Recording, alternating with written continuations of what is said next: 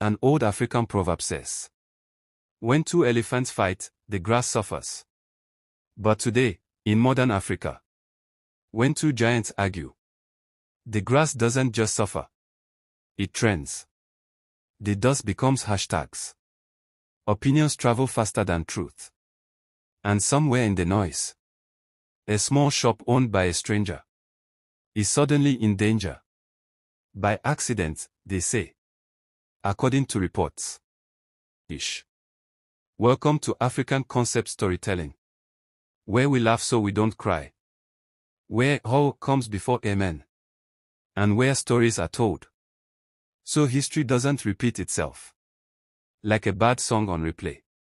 Again and again. Meet South Africa and Nigeria. Two heavyweights of the African story. South Africa, rich in gold and diamonds, with roads that know where they are going, and politics that love drama more than soapies. Nigeria, rich in oil and people, with energy that never sleeps, and confidence that enters the room before the person does. Not so. South Africa says, we are the gateway to Africa. Nigeria smiles and replies, gateway? Abeg.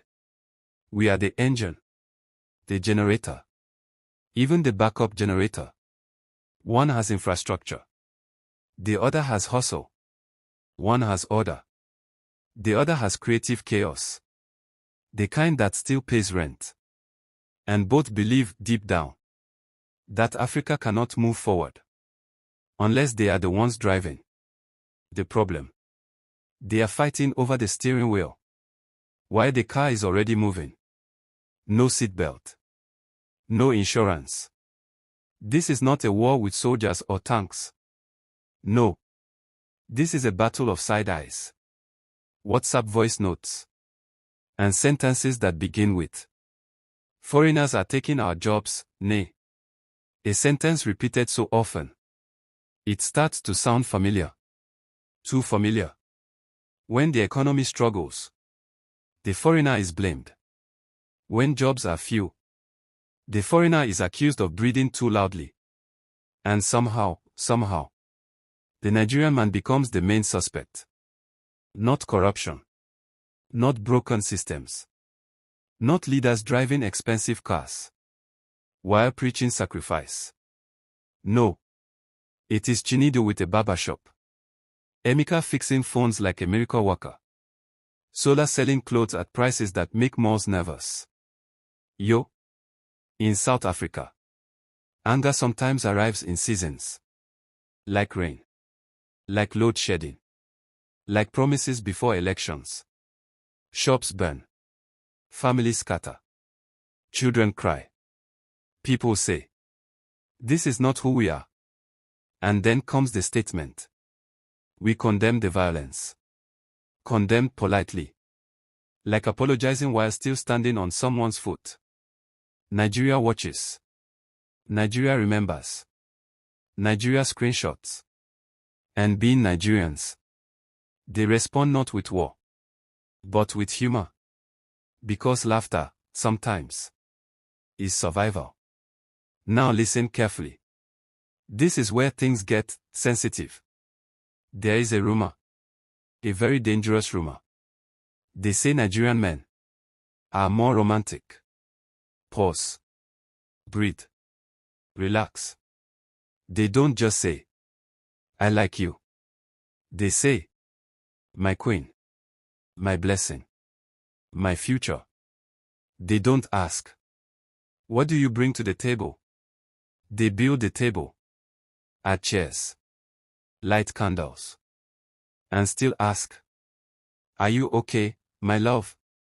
South African men, meanwhile, are calm, reserved, mysterious, emotionally unavailable, like network during load shedding. So when a South African woman laughs a little too hard at a Nigerian joke, the streets start whispering.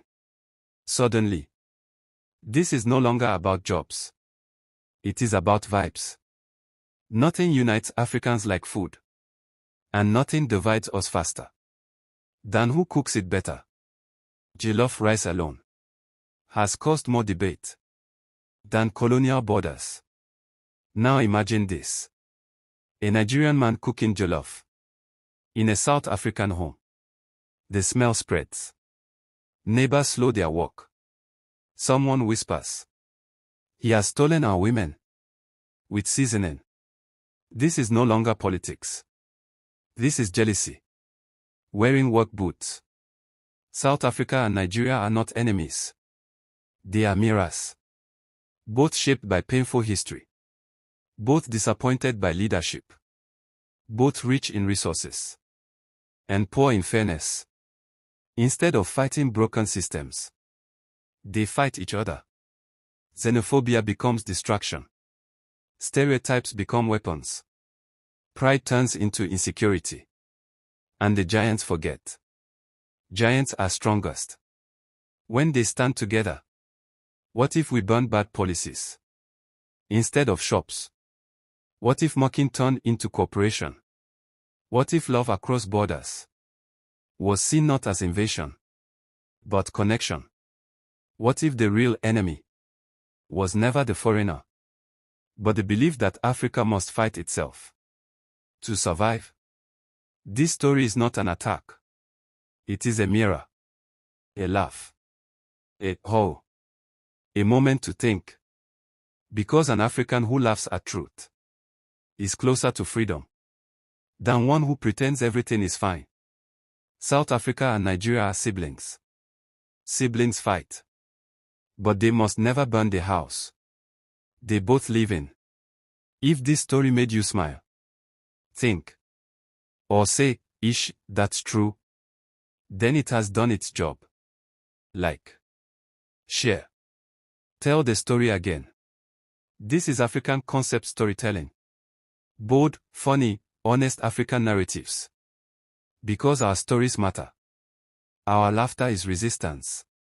And Africa deserves to hear itself clearly, proudly, and together. Globe showing Europe Africa sparkles.